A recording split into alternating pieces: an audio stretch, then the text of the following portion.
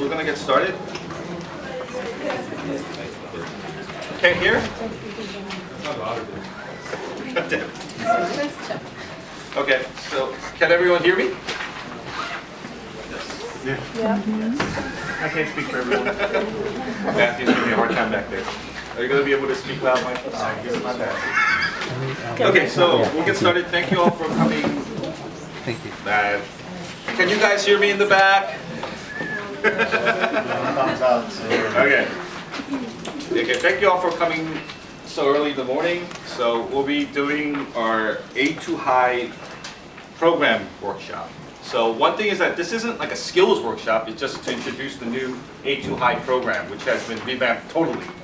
So out of all of you, how many of you have already taught A2 High? I'm hoping that, okay, great. So yeah, I mean, we're not gonna go over like how to justify answers and all the various question types of TOEFL and speaking writing. We're gonna go over the entire program. In fact, we're gonna show you both reading, both type of lessons on the tab, as you can see on the TV right here. Okay. So, oh well, before I go on to the PowerPoint, those of you that have taught A2 input, A2 output, you guys know that it's basically just content that's been put on the tab without much, like smart textbook features that you guys have been used to for other programs. Like some of you might have taught B2. Have any of you taught B2 programs? So what's something new there that you guys can tell me about?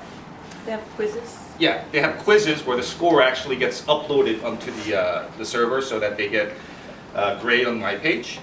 Anything else? Competition. Competition. So there's a vocab matching competition where they get a time result. That's also going to be part of A2 High. Anything else?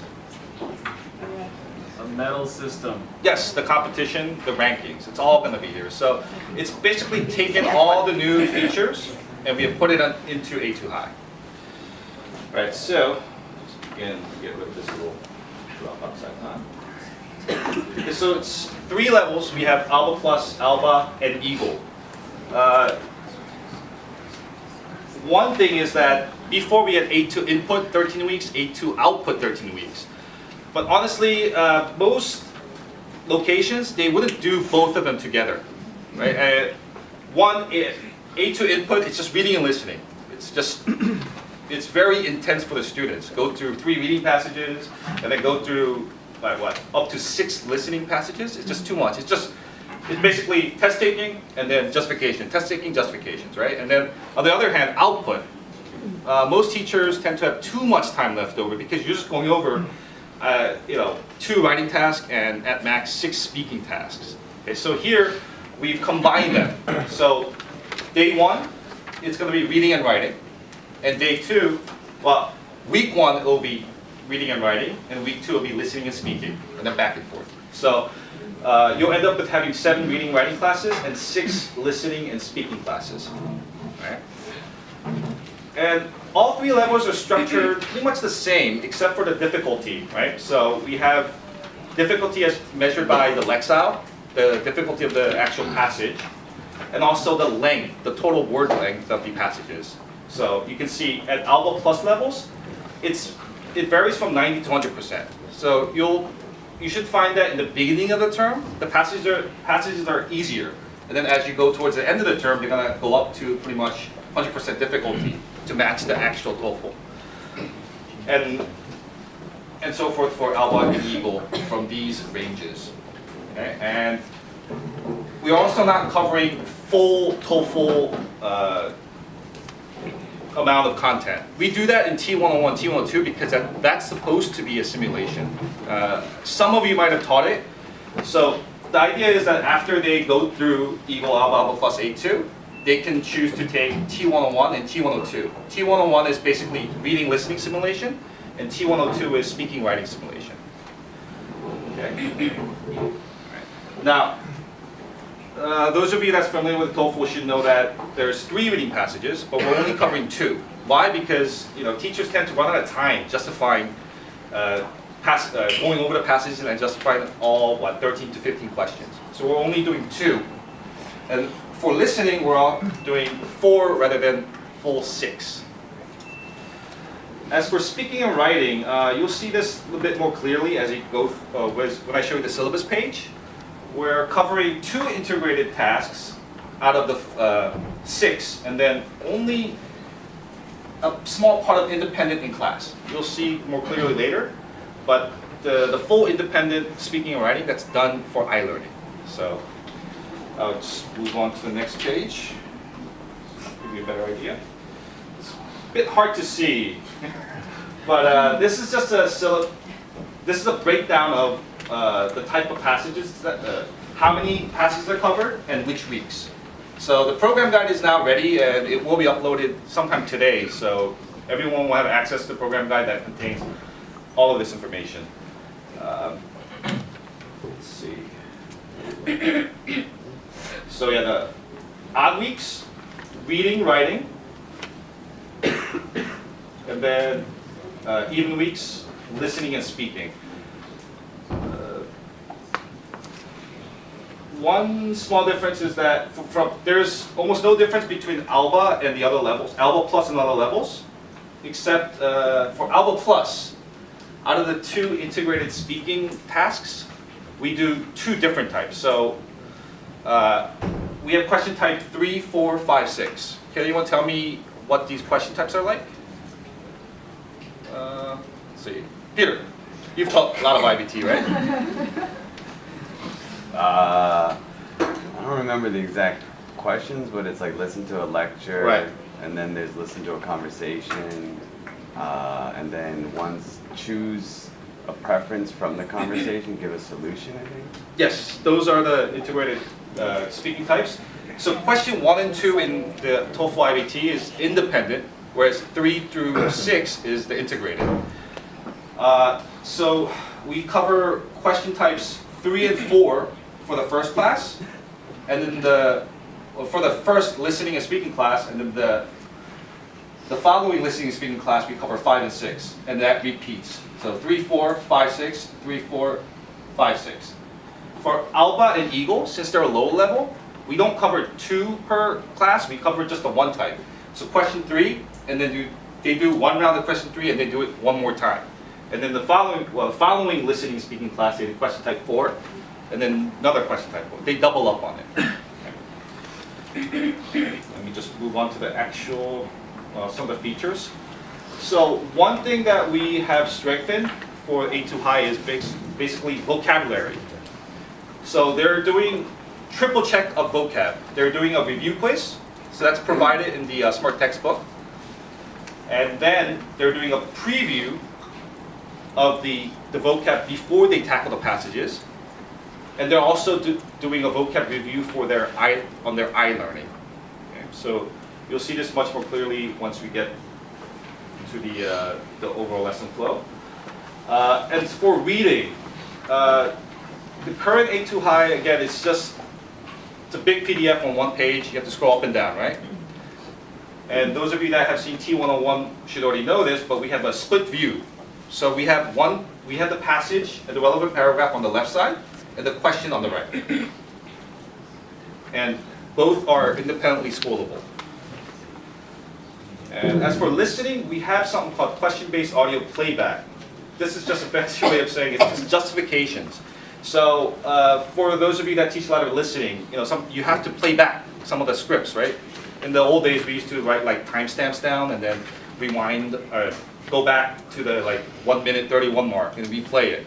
Here, we cut the audio, the relevant audio, so that you could just play that part back rather than, have the timestamps or go through the entire audio.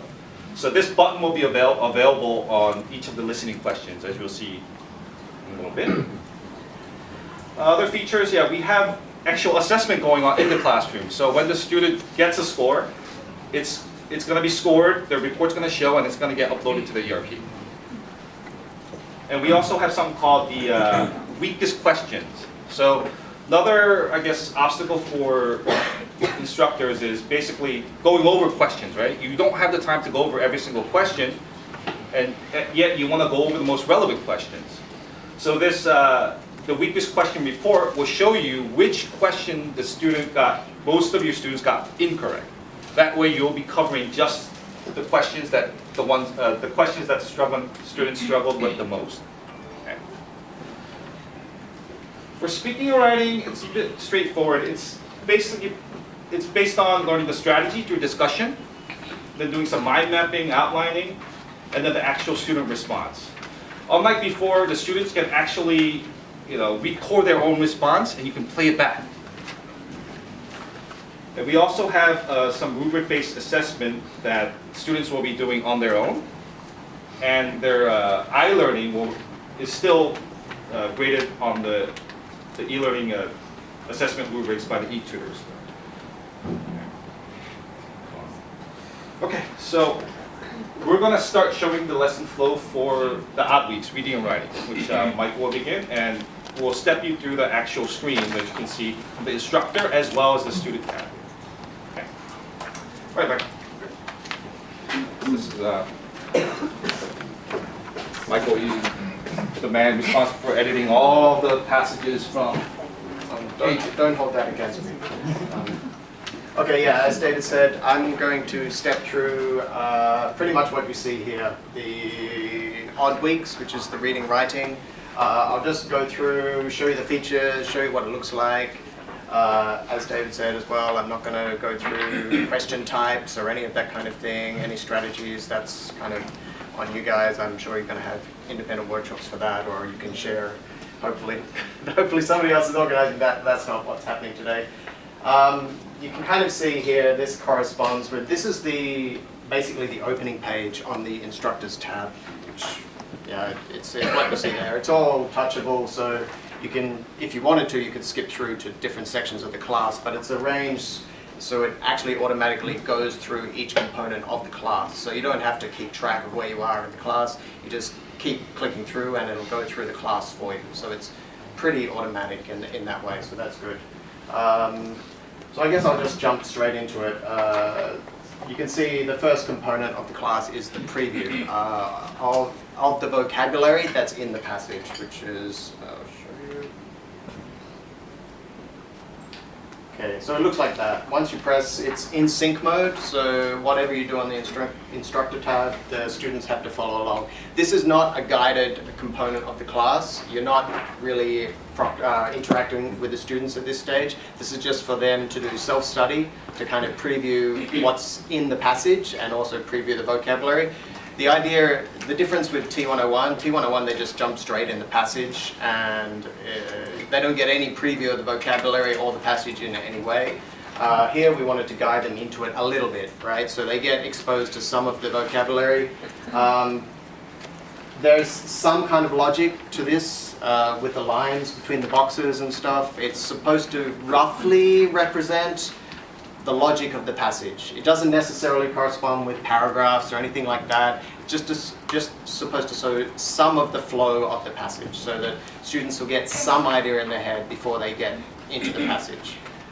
It's not strict. It's not like, a hardcore graphical representation of the passage, so don't expect that. It's just a vague idea, a rough idea, right? So yeah, students go through this on their own, right? One thing I have to add is that, so it starts in sync mode. It's recommended that you unsync it for this because there are several pages of vocab map so that students can study each page before moving on to what we have, the preview quiz, which Michael will be showing. So I'm sure you're familiar with how to unsync it. I'm not going to demonstrate that hopefully. All right, so yeah, as David said, there's several pages. Usually there's about 2 or 3 maps per passage. With listening, it's a bit different, but David will show you that. So if I go through it quickly, this is the first passage, and you can see there's three maps for the first passage.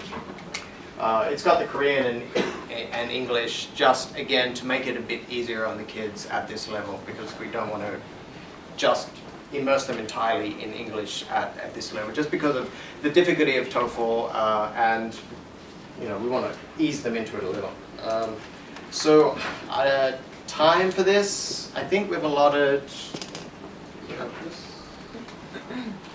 Okay, here's the rough breakdown of times. Now these are rough times. This is in the program guide as well.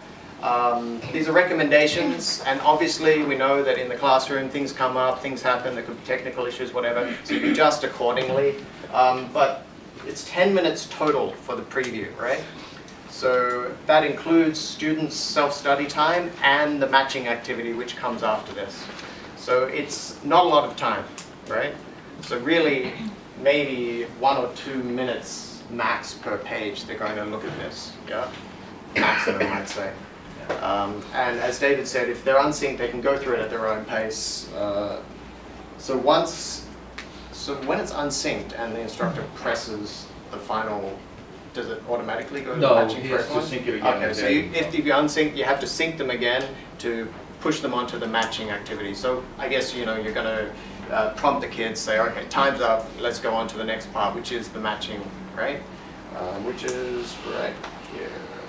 So it'll prompt you and yes, go on to it. Okay, so that's kind of what it looks like. Students will get this.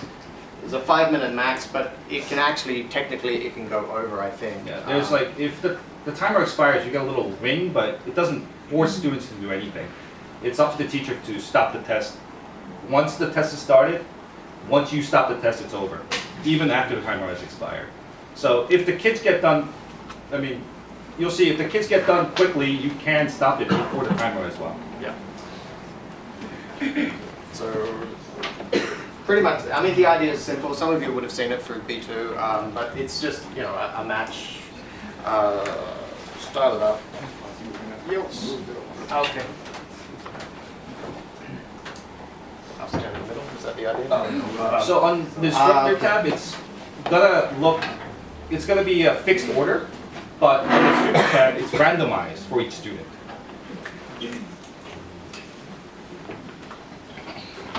Okay, so the time is running basically. Linda, do you want to start entering some answers? So an initial concern was, can students kind of just spam buttons and do it quickly? And no, they can't. If you hear that sound, that's when the student gets it wrong and there's a delay, right? So they can't enter it again immediately. So if they just keep doing like this, it's going to take them longer. So hopefully that's going to prompt them to actually stop and think about it and answer the questions properly, because their score is based on how quickly they complete it, right? So Linda's struggling through there and there. On the instructor side, now it's probably on the review side, but okay. Now, yeah, be wary that there are actually 2 pages, and on the first page it comes up and says completed. And sometimes you think, oh, it's done, and you got to make sure the kids know. Yeah, you got a question? That bang sound, Yeah. is there a way to turn it off? It's on the instructor. It's on The the, kids will go bang bang. You just make them turn their tab volume up. yeah, you can tell them. No to turn it volumes down, on their tab. Right, yeah. It's not going to go through the TV or anything like that. No, you see, just. Probably for the first lesson, maybe, like, yeah, they'll be like, oh, this is funny, yeah. But yeah, you got to kind of take control of that, I guess. It's part of, classroom management, I guess. So yeah, 2 pages. You might as well go through and put in some answers, I guess. I mean, if somebody's taking too long, like Linda's taking too long, you can like end it early if you really want to. Which I'm gonna do. Sorry, didn't get to finish. Yeah. Oh, David's doing it. Sorry. So yeah, it automatically collects the answers. All right. So once that's done, just click on View Results. Oh, what happened? This is correct. Okay. Got a time of 0 though. I guess because you didn't finish? Yeah. Okay. So because our student didn't finish, it'll show a time of 0, basically not completed. Right? It's supposed to show like how long it actually took. And the grade scores are based on a conversion of how long it takes. It's a combination of both matching scores. Now, I mean, we might as well have a look at the My Scores. This is what it shows on the student. It's showing all these X's because when we're doing a run through, we just kind of went through the system already. So that's why we didn't answer any questions. So this student got it all wrong. But initially it won't show anything there because the student hasn't completed any questions, right? So yeah, it'll show the matching score, and up here it should show the top student, but it doesn't because our student didn't complete anything. You have to collect the upload scores, and it'll say fail here because we're not on a real AP, but in the classroom it'll just go and automatically show it. Now, you don't have to review even though there's a review button. You just go straight on to the next component because like we said, this is not, we're not spending a lot of time here. It's just for the students' preview purposes because they go through this vocabulary again in iLearning, and as David said, they also get a review test the next week, right? So we'll just go straight on.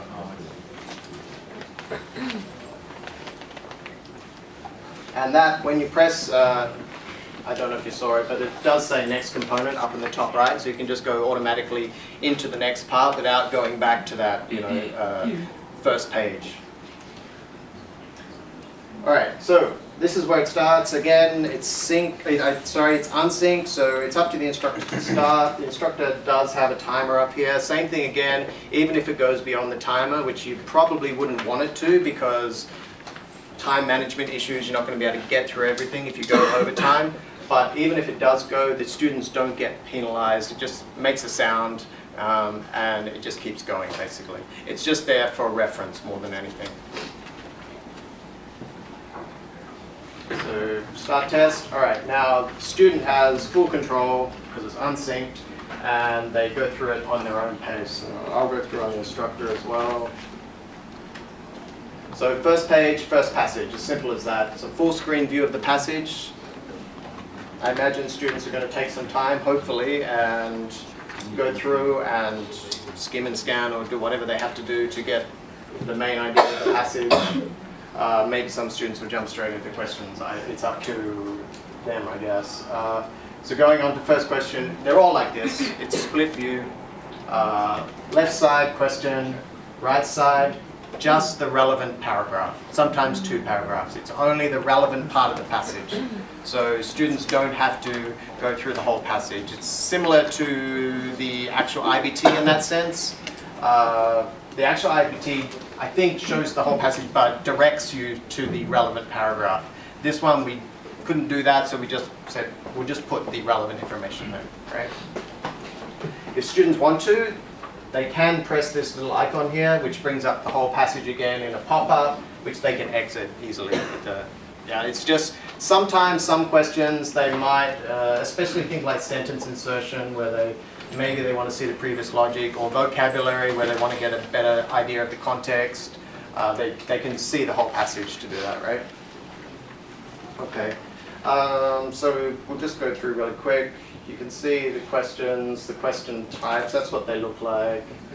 They're all pretty much, you might as well answer a few questions. So like the standard TOEFL, it is a full question set. It's a full 15 questions. And the question difficulty itself isn't necessarily graduated. It's not like an Eagle question is not necessarily going to be easier than an Elva Plus question.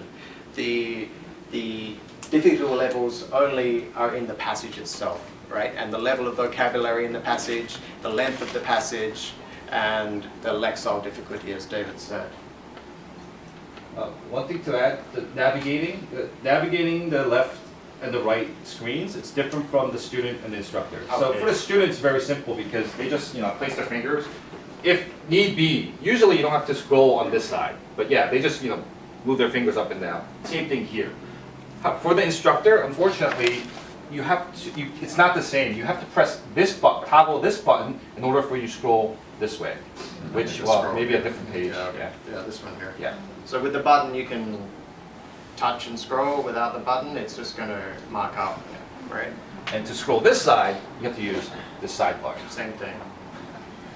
Why? You have to ask IT.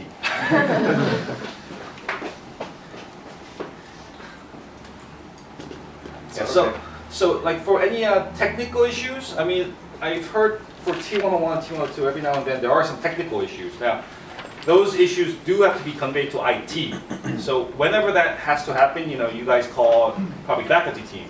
But what you guys need to do is make sure if any IT issue happens, try to screen capture it. Sometimes there's an error message. It needs to be screen captured, and then it needs to be sent to faculty team so they can convey it to IT. So whenever there's some kind of IT issue, please make sure you screen capture. It's very important. So that the IT can properly assess like what really happened and try to diagnose it and fix it. And screen capture is pretty easy. I guess you all know it's just a swipe, right? So. All right, so there's that. Always the last question is one of these kind of questions, by the way, a table or a prose summary or something, a more complex question, and that is a full screen question, right? So for that one, the students will need to use the full passage button if they want to go to see the passage, right? And I guess a small difference for those of you that really know the TOEFL well, the last question of each passage is going to be either a prose summary question or like a table question like this. And in the actual TOEFL, it's worth 2 to 3 points, usually 2 points. And if they get all 3 parts right, they get 2. If they get 1 wrong, they get 1. If they get 2 wrong, they get 0. And all 3 wrong, 0 again. Unfortunately, because of our system limitations, we couldn't make it that system. So we had to separate the prose summary question or the table question into 3 separate questions. So yeah, 13, 14, 15, it's worth 3 points. Prose summary questions are also going to be worth 3 points as well. Yes? Yep. Could the student use the traditional dual screen function if they wanted to see this table style question and the passage on the same screen? I think it does actually work, but No, it doesn't work for this. Yeah. Not working? Okay, There you go with that's this. the answer. All right, so I guess we'll end the test and go. Same thing again. Collect the answers. This time. And the results. Results. Get any right this time? No. Yes, 0. Oh well.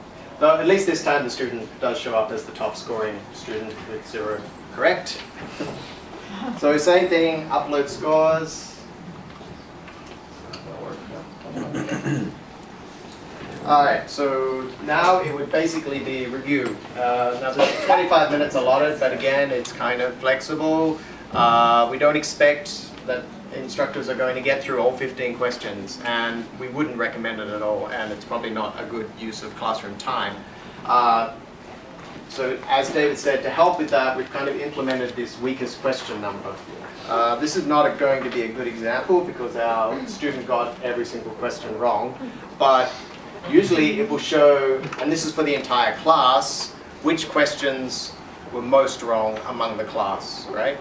So to help with the review, you can actually just, it does work, right? Yeah. You can actually just touch Press it now. the question number and it'll automatically go to that question, right? So let's say this was an accurate result and lots of students got question 9 wrong. You just touch on question 9 and it automatically goes to that.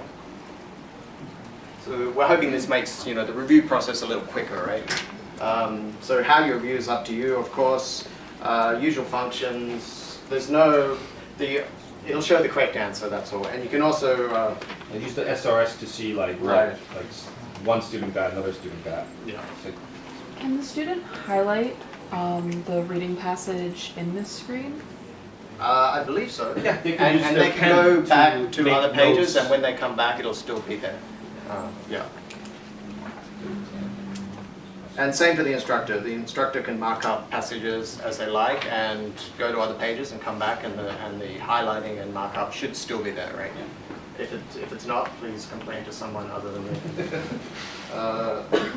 So yeah, that's the review really. How do you get back to the weakest? Yeah, hit the back Back button. button. Yeah.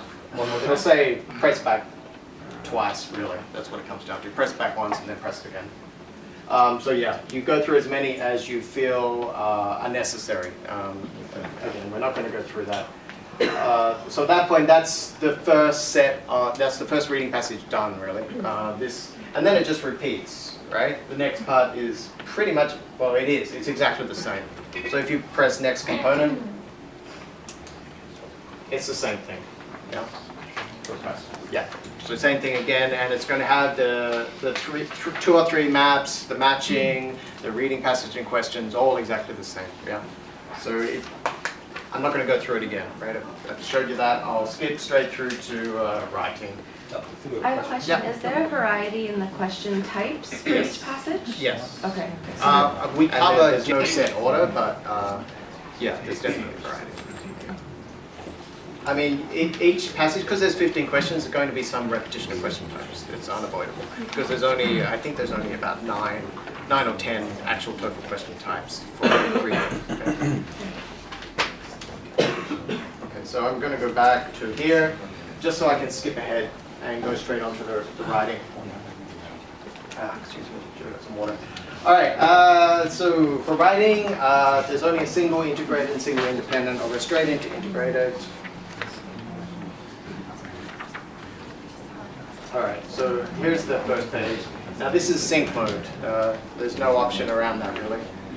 You can go out of sync, I think, if there's any issues. Yeah, but it's not recommended because students can technically skip ahead and like look at some of like future answers. So for any integrated speaking and writing mode, you probably want to keep it synced always.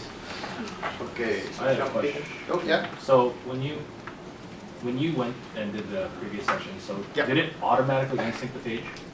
For the reading? So the the vocabulary, yeah, the reading part. For the Oh. reading part. Yeah, it starts as a unsync test. So Yeah. it's already it starts as an unsync mode. So on the whichever, on the yeah, sync whichever tab. mode we think is appropriate, it starts in that mode. You'll get to see it when the section starts. Up Okay, here. so that is Test modes. predetermined. Yeah, Yeah.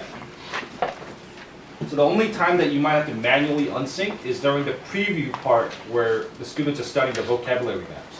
yeah. And for that, you don't even have to unsync it. You can just say, okay, you have like 1 minute for this page, next, and then you have 1 minute for this page. You can pretty much dictate it as well. Now the strategy page, it's pretty much a stock page. The content here doesn't change lesson to lesson, except it varies between reading and listening, obviously, speaking and writing, sorry. But from week to week, it's more or less the same, except for there's some minor variations according to question type, whichever question type is being studied. But it is a stock page, right? These are just samples. We recommend that maybe at the beginning, towards the first few weeks, you spend some time going through the strategy, but it's a good opportunity to save time as the weeks go on, is to spend less and less time on this, because it is the same every week, right? So it pretty much just covers the steps. Step 1, read, prepare a response template, and then take notes. Listen, write a summary. That's the 3 steps, right? In terms of taking notes, that's not on the tab. They're going to take notes on separate paper. So because it's sync, we go to the next page. This is just a warning page. Yeah, pretty much a warning. Just to prompt the kids, okay, you know, you're going to the test, make sure your headphones are connected or whatever. In the speaking, it's a little bit different because they also have to record, so there's some test functions, but we'll see that a bit later. And it's a good opportunity to make sure all the kids are, you know, paying attention and are ready to actually start the test, right?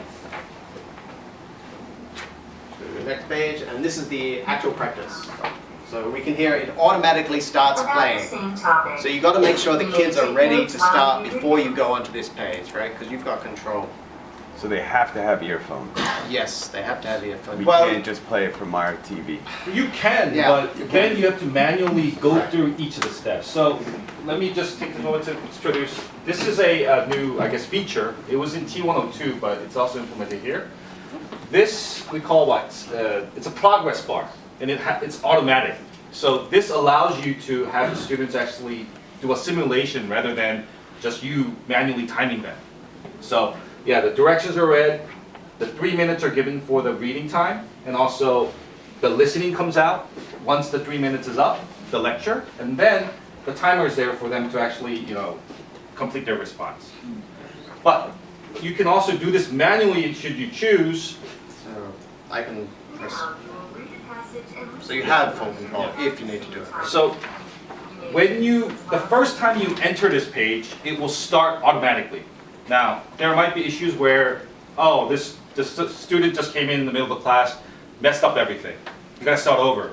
Then you just need to move to the previous page. So right now it's moving, right? So move to the previous page, Michael, and then come back in.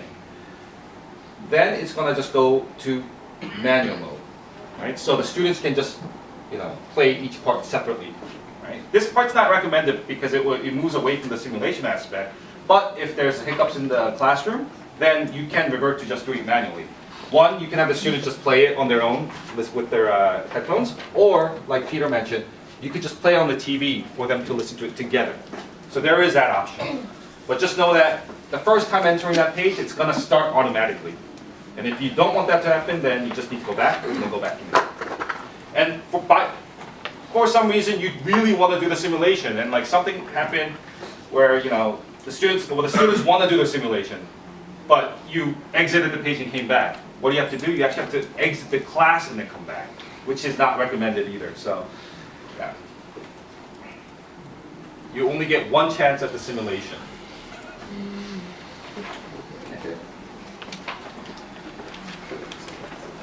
So yeah, so maybe Linda, if you want to scroll down a little.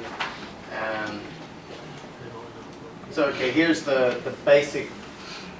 I guess it's the meat of the practice. Now, we don't want students to put in full answers. There's just not going to be time for students to write an essay here, and it's not really suited to the platform, especially I guess. In a class situation. So the idea is that they're just going to put point answers, right? I'll show you on the instructor side. Now the instructor side actually has, during the review, you can show them the model answer. We'll get to that in a sec. But just to give you a preview, it does have that, right? We provide all the model answers for review purposes. So okay, so the student puts in their answers and submits. Okay.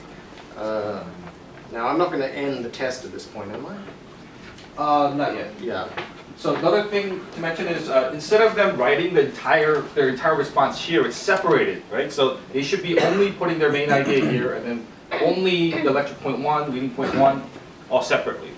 So that later when we do, you'll see, later when the teacher wants to show, if you press like show answer, Yeah. you can compare. And of course call forth student answers. Right, so the students are all finished, they've all submitted, their all names are all coming up here in the SRS. And this is the review phase, I guess.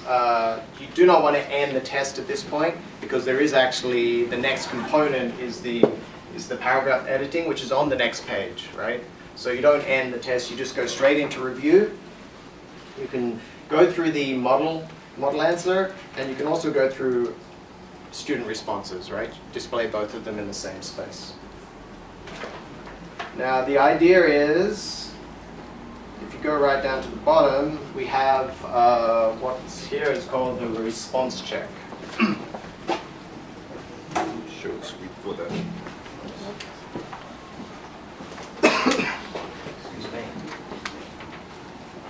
So this is actually, originally we had it as a function of the tab where it would be the check buttons, but it kind of makes the page really slow. It's just a limitation of the system, unfortunately. And maybe we'll revise in the future, but for now it's actually a media card image. So it's up to the instructors to upload that onto their tabs, right? So we'll have the images of the rubrics, the grading criteria, all available on the FDP. All you have to do is for this class, just make the media card on this page and insert the image. So Linda, if you can just open it, or Michael can, yeah, something like this, so that you can send this to the students. Yeah, so when the instructor opens it, sends, right? The idea is,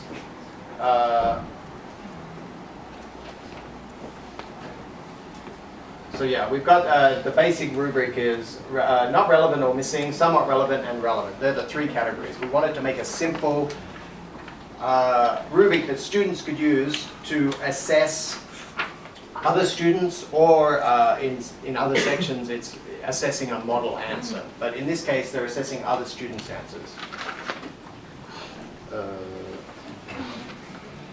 So how can the students see how can the students see the answer while the memory card is up? They can't when the drawing card's open. Yeah, the teacher would show No. No, So the response. teacher can't either. from the media When card. the drawing card is open, it's your tab is drawing card and students tab is drawing card, and Right. you're Yeah, stuck so there. both screens are stuck on the media card. Yeah.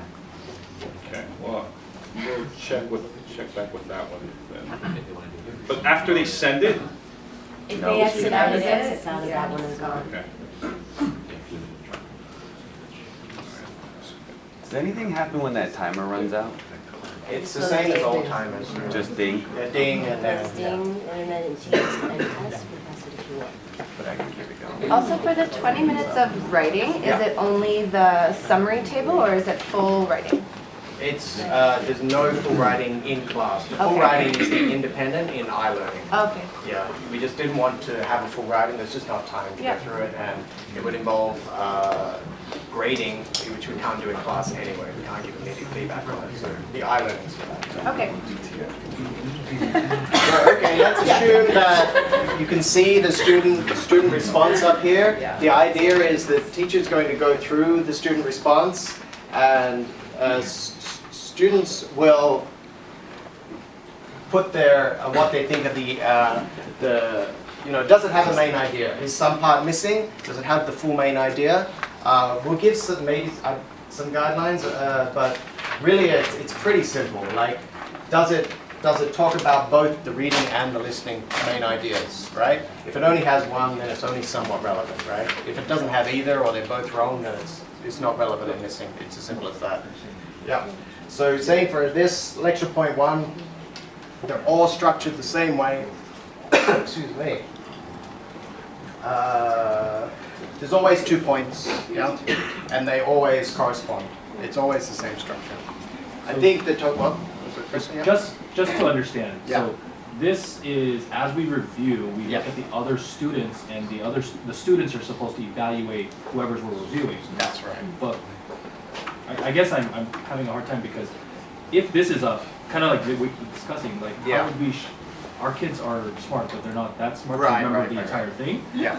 They're gonna look at this and be like, I can't remember, and they're just gonna start picking. Yeah. I have a hard time seeing this as, Yeah, we're gonna have to check on that. And then having the students pull it up and just looking at it. And just do Yeah. one. That, we'll get back to you guys. Yeah, we're gonna have to get back to you. And did you explain, like, for here, it's just, this is something that like, having students grade other student responses, something that you'll probably do later in the term. The beginning of the term, you probably wouldn't do this at all. You probably just go over the model answers. And then maybe look at 1 or 2 students just to get like group feedback on how well they did with picking the main idea and the important points of the lecture, the reading and listening. Yeah. So in that sense, I guess we'll skip through, right? What is the little blue M? The blue end is just a reminder, basically. It's an icon to remind you that you have to upload your media card. Oh, Okay. You guys mind speaking up when you're answering the questions? It's kind of hard to hear back here. Okay, sorry. Yes, the blue M is a reminder for you to upload the media card image, right? It doesn't do anything, it doesn't have a function other than a visual reminder, right? Okay, so once you're done with this section, assuming the review, you've gone through sample answer or student answers, we go on to the paragraph editing. It's just a simple editing exercise and does introduce some graded steps. So students will get a score for this section, Yes. which they don't in the previous section. The idea is, you can see it here, identify 3 errors. I believe they had 2 to 3 minutes, 3 to 5 minutes, something like that, to read through here and find 3 errors in the paragraph. They're always grammatical errors. Yeah? They're often, I believe, common common errors, like they might all be SVA errors, or Alba Plus, I think they're all different, but Eagle Alba, they tend to be the same error every week, or 1 or 2 errors every week, right? So, student has selected what they think are the 3 errors. You don't fix them at this stage. The student just has to touch and highlight which words they think are wrong. Yeah? Yeah. And then after the time's up, you need to tell the students 3 minutes. Then you need to move to the next page, and that pretty much scores that page.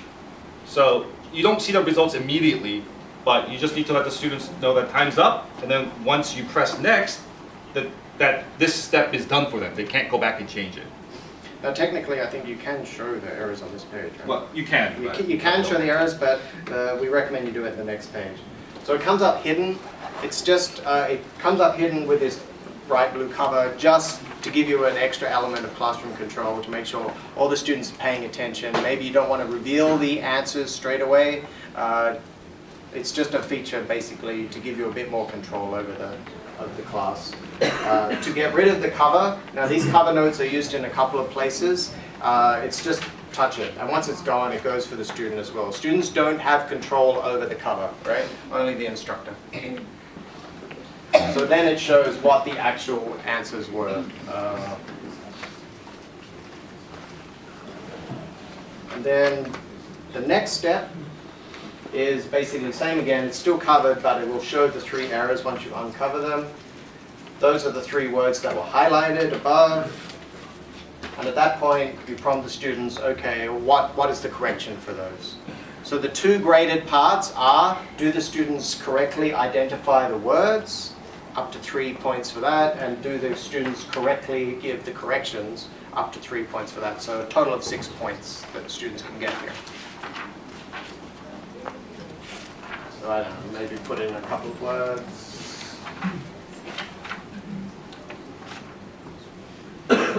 Now at this point, this is the end of the writing section. So this is where you actually press end test, right? Integrated writing. Yeah, for the integrated writing, yes, sorry.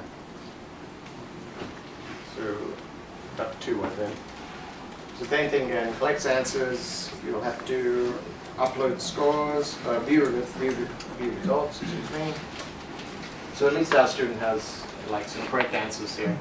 And you can see it shows 3 out of 6, right? So there's a total score there.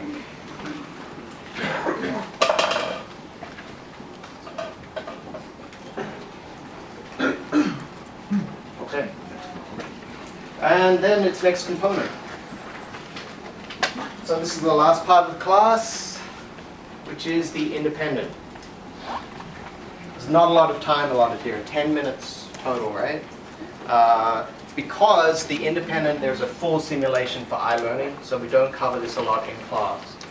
The basic idea is, again, go over the basic strategy of how to answer the question.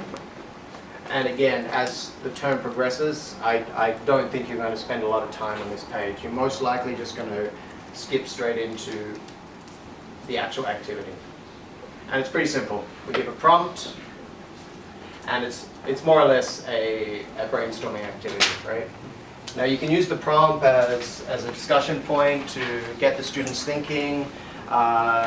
It can be interactive as you like. Again, this is not graded, right? It's just an activity to familiarize the students with the actual, what the test looks like. The idea again here is really basic point forms. If they can get like 1 set of basic reasons, 2 sets would be great, but you don't have a lot of time here, right? So you can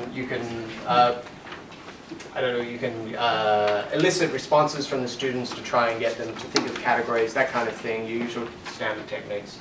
But we do provide One sample model right. for each of the reasons. And So you can go through that as well as part of the process. But again, it's a short part of the class, right? So all the standard features are there, the SRS. You can just display some of the student responses and discuss that as a class as well. Right? Yeah? Are the prompts the same here and iLearning? No, different prompts. Yeah. but they're the same question type. So we go through independent speaking, basically question type 1 and 2. One is open-ended, one's closed-ended. Week 1, they'll cover, the first writing class, they'll cover question type 1, and then they'll also do question type 1 for the I-learning.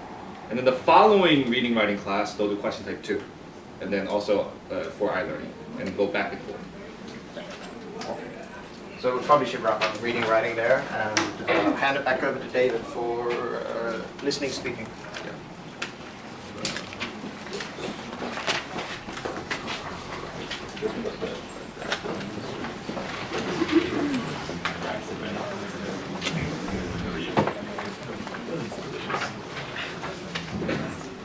Oh, one thing is, just to give you a quick explanation of the I-learning involved for both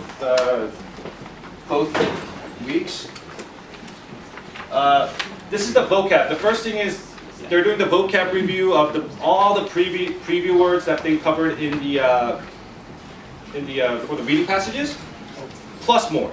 So they're getting about like up to 80 to even 100 words for the vocab list for I-learning. So what are they going to see for I-learning? You won't see it because they'll do it on the tab, but they'll get to see the vocab maps again.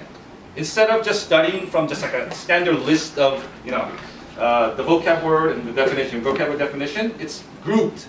It's in what we call the vocab map. So the idea is, instead of just studying vocab, when they see this flow, they're going to see that they're going to also get a review of the passage itself. So this example is probably hard to see from people in the back, but it's about the cause of the world of roses. It's from one of the passages of, I think, Alba Plus. So just to explain this vocab a little more, so you can see the words here, it's medieval, contemporary. So we have the setting, during these times. We have monarchs competing for the thrones, leading to succession, claiming. And we have loosely there words like heirs, descendants, right? So it's not just a meaningless list. It's grouped together, again, not just to help their vocab, but also to review the passage.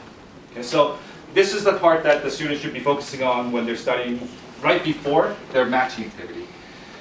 So this looks very familiar to what they do in the classroom, but it's actually much more challenging. In the classroom, you just have 2 pages of 5 pairs of words, right? And then as they match up, the last 2 are pretty much like gimmies, right? But here, it's a bit trickier.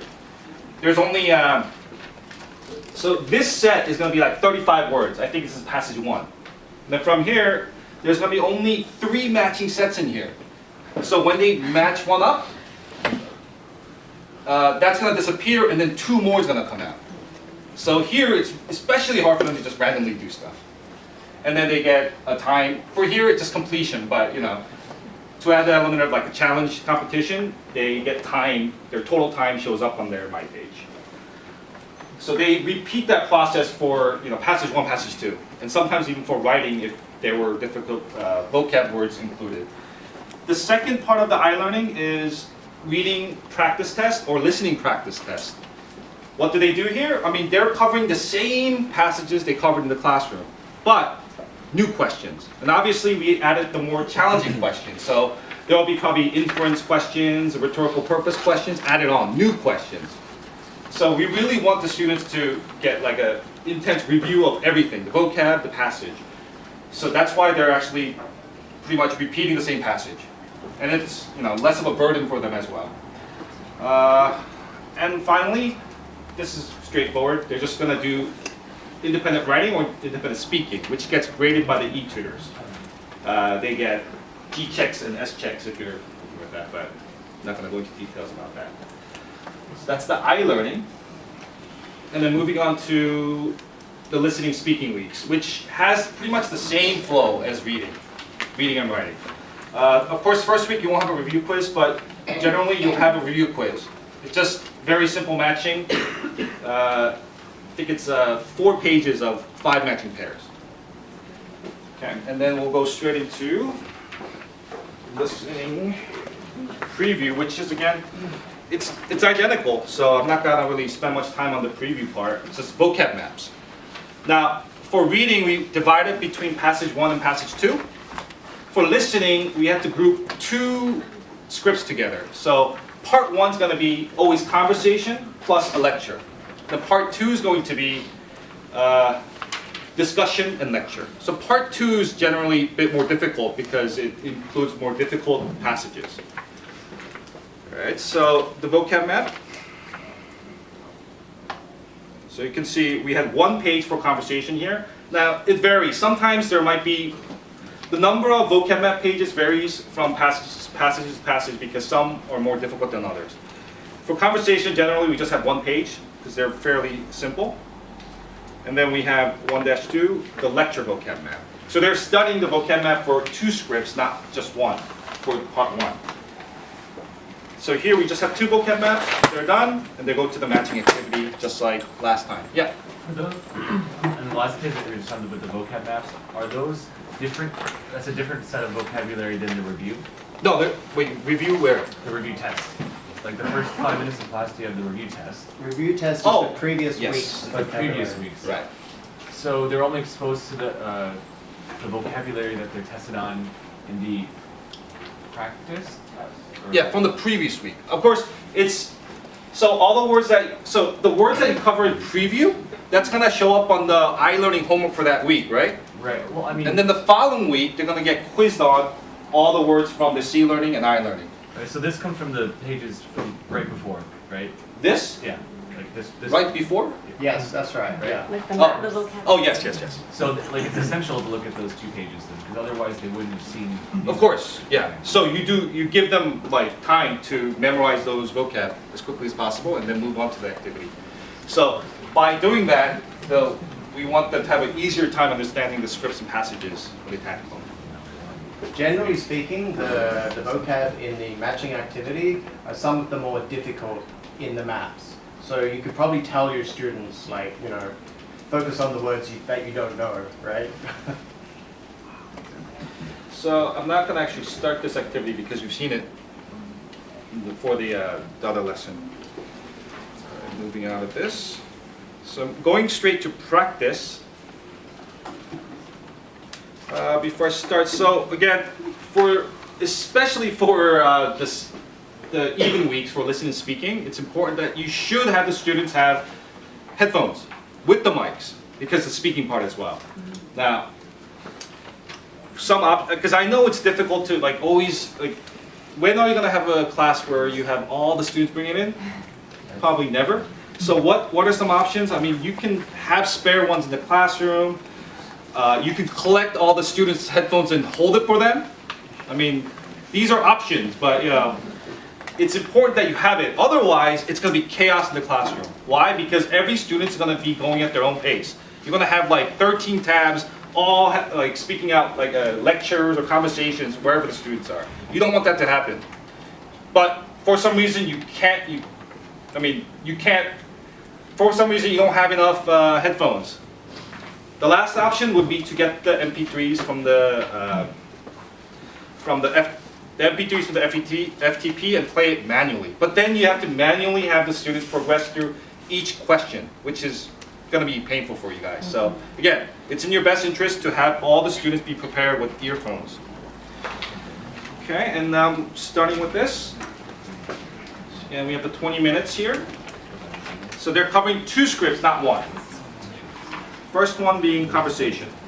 So when you move onto this page, it starts immediately. If you can put up the volume of that. Conversation between a student and a professor in a professor's office. So they need to listen to this and they should be taking notes on a piece of paper. I mean, they can take it on the tab, but it's too much of a hassle. In the real test, they're not going to be typing on the screen. They're going to be taking notes on the paper. So you need to have them use their notebooks or pass out papers so they're taking notes while they're listening to this. Now you're going to have this is an unsynced test, as you can see. And you're definitely going to have students who are going to be like fidgeting around, be like, oh, what's on the next page? If that happens, I think, Peter, you probably know what happens. What happens when they move to the next page? I don't know, there's a question? There is. We can't play the audio again. Right, so the audio's coming out. Can you put the volume up again? And then to the next page? Welfare programs, such as unemployment and just move to the next insurance page. and welfare assistance. It ends, right? Okay, they saw the question and they go back. Try to go back, Linda? Or do go back, which you can't. They can't play it back. They can only listen to it once, because that's how the actual TOEFL is. So if the students are fidgeting around and they go to the next page, they're screwed, right? Of course, you know, there are accidents. What can you do? I mean, you can manually play it on your instructor tab. So also when the students play it, they don't get the control bar, as you can, like, you don't see it here. But when you play it by pressing on basically right here, you do get the control bar. I mean, this is for emergency cases and also for the manual when you do. Alright, and of course fast forward and everything. Right, so again, it's important to have your students not fidget around. They should just be listening to the lecture and taking notes, not like looking at future questions. Okay? It doesn't speak the questions, it shows the questions. Yeah. I mean, we could have put MP3s for each question, but we thought that wasn't really, I mean, it's overkill to have just MP3 for There are some questions. replay questions like that, which do speak the question. Yeah. I have a question. Yep. What if the student accidentally logs out while they're listening to this file and they log back in? Will they be able to replay it, or is it the same thing as going forward? And going They'll be able to replay if they come back into the class. Like, if they're actually exiting and come back in, they can play it again. Okay, cool. It should reset the time too, right? It'll reset the time. Well, this time, no, because this is just like a time for the teacher to show. Because there isn't like a set timer. Even if this expires, it doesn't force the students to end until you actually press it. So, just a guiding time there. Okay, so for the question page, you know, students will be just going through this on their own pace. They'll be moving through the pages. And this button is for you. If they press it, nothing will happen. So this is what I mentioned earlier, where when you're on the review, you can press this to access the audio control bar to play back the relevant part for this script, for justifying this answer. Okay? So each question will have at least one of these, so that in the review you can play back for the justification. Okay, and then next page. Or let's go to a replay question. So students will encounter pages like this, where you have to listen to part of the lecture or conversation. For this part, they just need to press it once. And once they press it once, the audio will play. Part of the conversation. No control bar. They can only listen to it once. Richer members of society and given to the poorer members. That's what we really mean by redistribution of income. So, how is this done then? So after the like 5 questions for script 1, they'll be moving on to the second lecture, which again, for the students, once they get onto that page, oh no, they press it once to play. Sorry, it wasn't automatic, right? Linda? Listen to part of a lecture in a biology class. And they would listen to this, take notes, and then proceed Well, on to our next topic the following set of questions. Okay, 2 scripts, not just 1. For here, they're all, I mean, every now and then you'll get a question type that'll say choose 2 answers, right?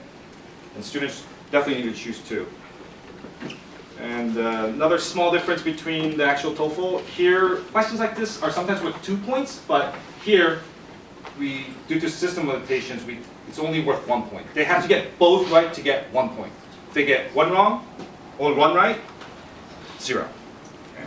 All or nothing here. Alright, so after they get through, you would end the test, and just like reading, you'll go through the results and the weakest question review.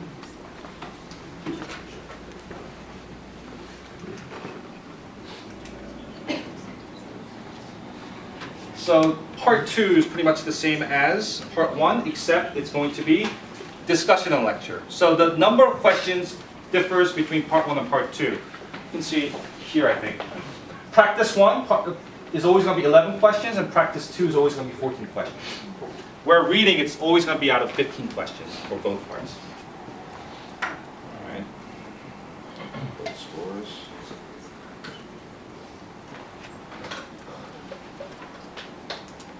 Okay, so I'm just going to move on to the speaking section.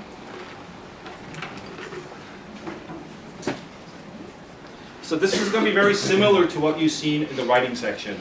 Each except for speaking, you're gonna go through 2 integrated tasks rather than just 1, like reading. The first page is always gonna be strategy. So strategy of the question type you're handling for that week. So where writing, you would probably cover the strategy like once or twice, and then you probably don't need to cover it again. For speaking, you need to make sure you do cover it because it's going to be different question type. For this week, it's question type 4. And then another week, it's probably going to be question type like 3 or 5 or 6. So here you do have to spend some time going over each of the question types and the strategy. So for Alba Plus, where it has the 2 different question types, does the strategy go over both question types, or is it 1 type, 2 type? Alba Plus only, oh yeah, you do have to go over each 2 strategies, because it's going to be like question type 3 and 4 or 5 and 6. Good question. Okay, so go over the strategy. And then there's a warning page, but here it's a little bit different from the writing page because there's recording involved. So here, once you get to the warning page, we have the direction audio that the students listen to. A practice test will begin immediately. Please put on your headphones now. So make sure that they have, the appropriate volume, and most importantly, that the recording function is working properly. So Linda, if you just press the recording button, and just put in something, say something. And you probably want to do this for the first couple classes because students might not be familiar with using the system. So have them actually record their own voices, and then once that happens, you can play it back to make sure that it's working properly.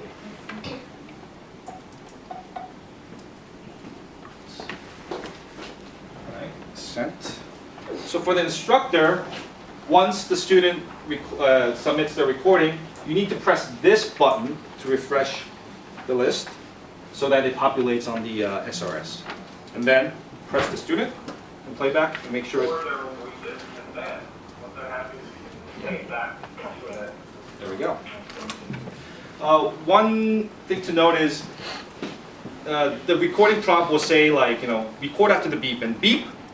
And then there's going to be 1-2 second pause. If the students start speaking, as soon as the beep happens, the front part's going to get cut off. So make sure you tell the students the beep and maybe 2 seconds, and then start speaking. Because you'll get those students that are really nervous and they want to speak right away. Okay. So this page, probably first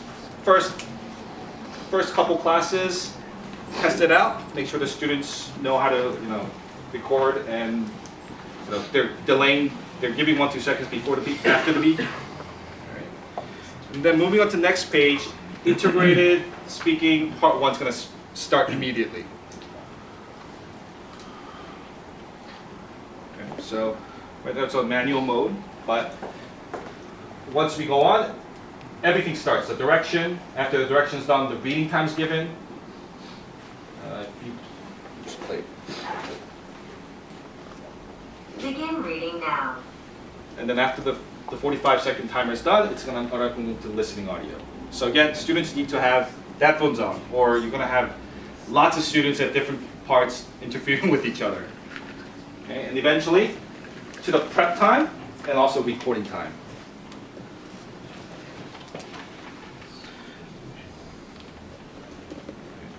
So once students go through this entire flow and record their response, you can go over the response, which we have provided models here. Right? So basically go over the model for the first couple classes, and then also play back some student responses from the SRS. So you can call on you can pick Michael and then play back his response and compare it against the model, or also get group feedback from the students. And again, using the media card feature that we mentioned, which we'll address later once put a different way, or if need be, we can put the rubric in here as well. So in the beginning of the term, you'll probably go over the model, and then if you have time, play back student responses and do group assessment. And we hope that towards the end of the term and for upper levels, you could even skip this step and have them just start giving peer feedback right away. Right? So high level class, you probably don't have to go over the model. You go over the student responses directly and then see, you can give them feedback and you can get group feedback as well. So this is integrated speaking part 1.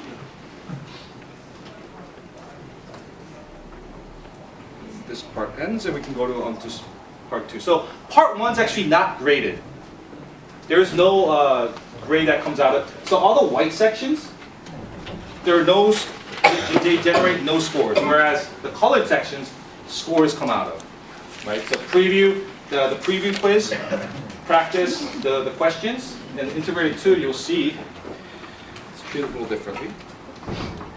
So practice 1 is basically just practice. Now practice 2, here you do have a part that students get scores on, but it starts the same way. No strategy here, but Alba Plus, yes, there's a strategy page because it's a different question type.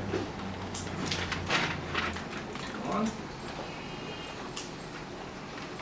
Okay, and then we have the And listen to a lecture on the same topic. test happening again. You will then be asked a question about them.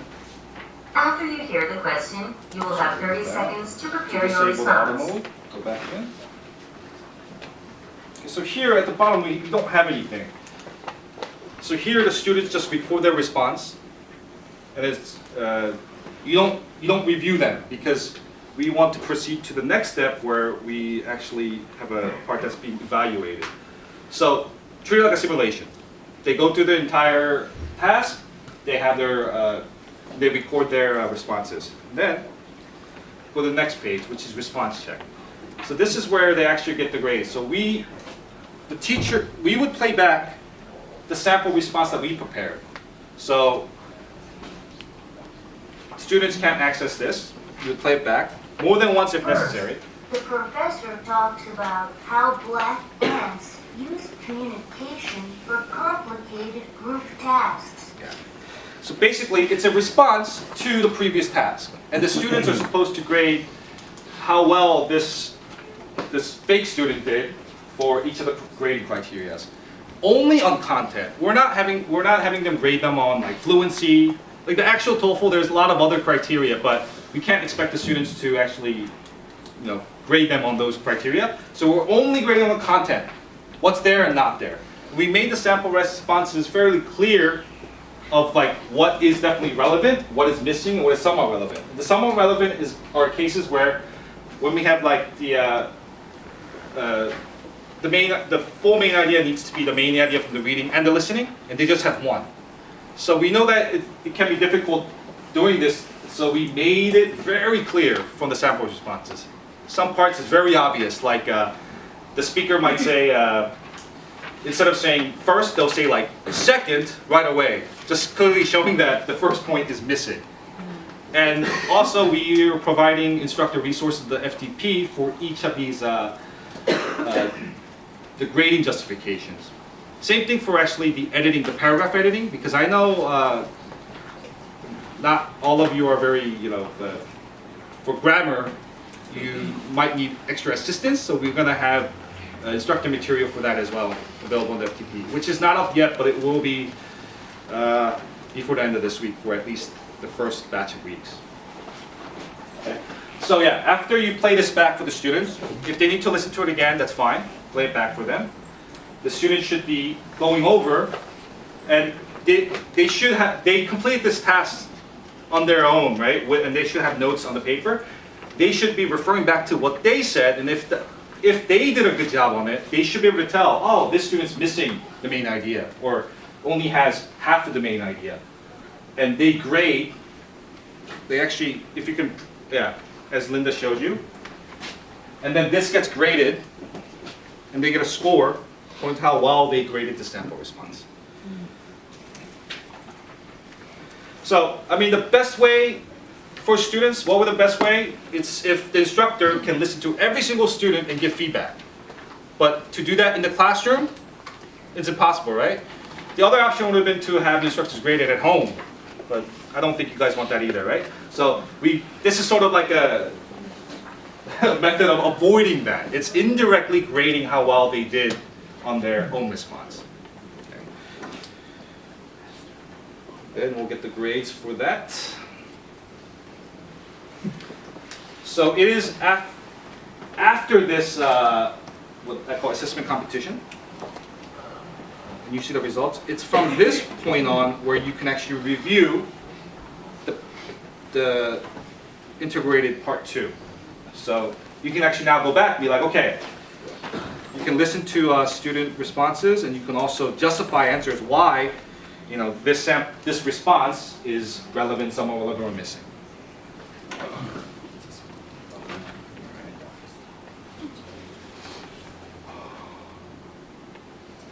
That ends integrated 2.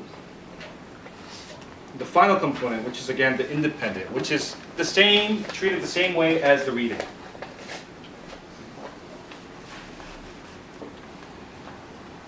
The strategy, and then the brainstorm.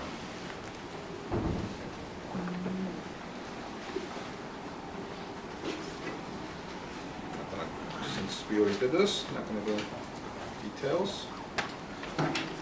Okay, and as for iLearning, I pretty much already explained it, but the vocab's the same as the reading section, the reading weeks, I should say. They're going to get a practice test. They're going to get, out of the 4 past scripts that they did, we picked the 2 more difficult ones. So it's probably going to be lecture or discussion. So they're redoing those with new set of questions, about 3 questions each for a script. And finally, they're going to do their speaking, where they get an e-tutor assessment. And that's it for the iLearning, as well as the listening speaking weeks of A2I. Any questions? Yes. For the graded portions, if you want to do your review, do you have to send the scores first, and then the review button will be available? Yes. You have to upload the scores before you do anything. It won't let you move on to the next component. It won't let you do the review without the scores. Yes. For the iLearning, there's always evaluation based off like presentation as well, but then within class, in the evaluation, it's only content-based, like information-based. There's Right. never any evaluation based off of like the other parts. Well, as the instructor, you can give feedback. Right. But the thing is, like, a lot of times we want this. Most of the cases, we want the students to do peer evaluation. Yeah. It's difficult. I mean, if they can do it, it's fine. But for the actual, like, the part where students gets graded, for the integrated speaking 2, we don't. Can't. Yeah. I understand. Okay.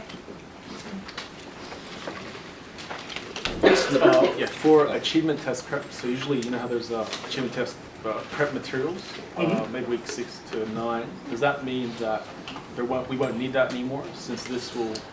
I think maybe someone from faculty, like, you should still use it because, oh, Richard, do you think the prep materials for achievement tests are necessary for E2 I think it's just extra material that you can just practice with the students, so it doesn't hurt to practice more. Okay. Is there a, there's the minor and the major part that we can like omit? Will it have something like that for this if we use extra materials to fit it in? Oh yeah, I mean, if you want to do the achievement test review, you would have to take a part out. But I wish I could recommend you a part. I mean, I would recommend the part that doesn't have any actual grades. Like, unfortunately, that's what, integrated 1 and independent for listening speaking weeks. You want to stay away from omitting these because, the parents might say, hey, why didn't my son get scores for this? So yeah, for listening speaking weeks, integrated 1, there's no grade. It's okay for you to skip. Same thing for independent, but that's only 10 minutes. So as for reading, if you had to, I would say you can skip the actual integrated writing and just do the paragraph editing and the paragraph editing, because that's where the scores come from. Yes? This is just a general question. So last time on, I think it was lesson 5 and lesson 9, you had a full simulation test. Are we still that's doing gone. that? No. I mean,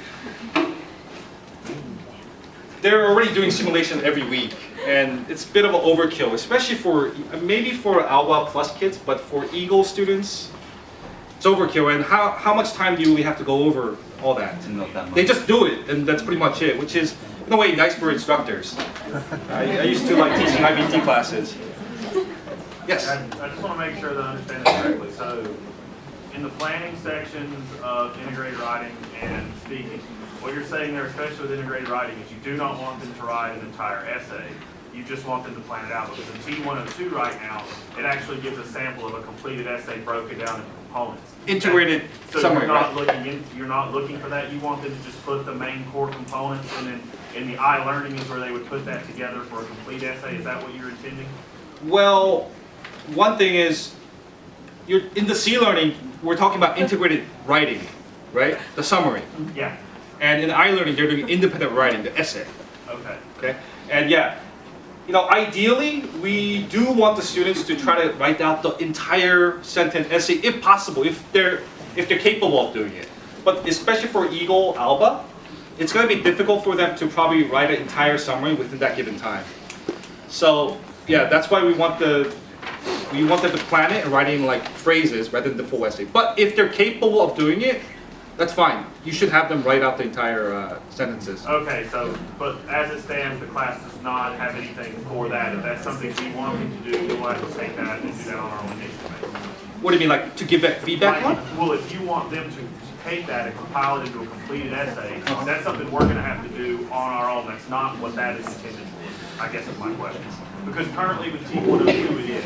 Like, it's broken down, but it's written in full paragraphs. You could just take it and copy and paste it. That's not what you're wanting to do here. Yeah, that's not the aim. But for Alba Plus, again, it's up to the teacher's discretion on whether to have them write the whole thing. All right, thank you. Yes. Previously, when the students moved up to Eagle, it's the first time that they encounter the IBT TOEFL questions. So when they do the reading and listening at the very start of the lesson, there was an extensive breakdown of every single question type. Is that completely gone? Because if they usually in the first kind of in the sample questions it will say like this is a vocab or rhetorical purpose or whatever. If you eliminate that completely, which unless I missed something, it looks as though you have. There was like guidance or tips as to how to specifically answer the questions. Basically, question type strategies, right? Yeah, exactly. So if you take that away, is that in the iLearning, or did they do that at some other point? Or? No, there is there's a handbook for T102, T102, T101, T101, T102, which can be used for A2 High as well. That contains basically all the question type strategies for both reading and listening questions. Yes, that's the one. So do the students get that then? They can, I guess, I'll check with Richard. Right now it's not. I think you gotta they'll have to order talk it to service strategy about ordering the books. Because that usually took quite, a relatively long amount of time to actually go through with them and say, in order to answer this question, you need to know what the question type is. Here are the specific tips and guidance to actually do it, rather than just like kind of. Especially from Birdie to Eagle, you plunge them right into it, and then they're going to look at it, and for the first few weeks, usually, or the first maybe 3 or 4 weeks, they're either completely lost or they're going to find it extremely difficult. Okay. Well, since the students will have those books, we'll put just the relevant parts of that book on the FTP, so that instructors will have access to it as well. Okay. So things that will be available on the FTP, obviously the program guide.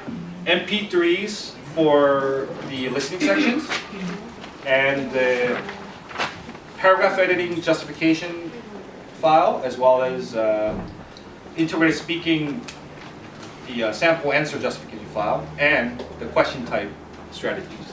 Okay. Yes? For the vocabulary review test, is that going to be incorporated into the tablet, or will we have to do it separately? It is in the tablet, but it's a separate textbook. Some of you might have already used it. It's a class quiz feature where you have to download and then send to the students. But it's within the tab, but not part of the A2 High textbook. Separate. Okay. That's it. Thank you. Thank you all.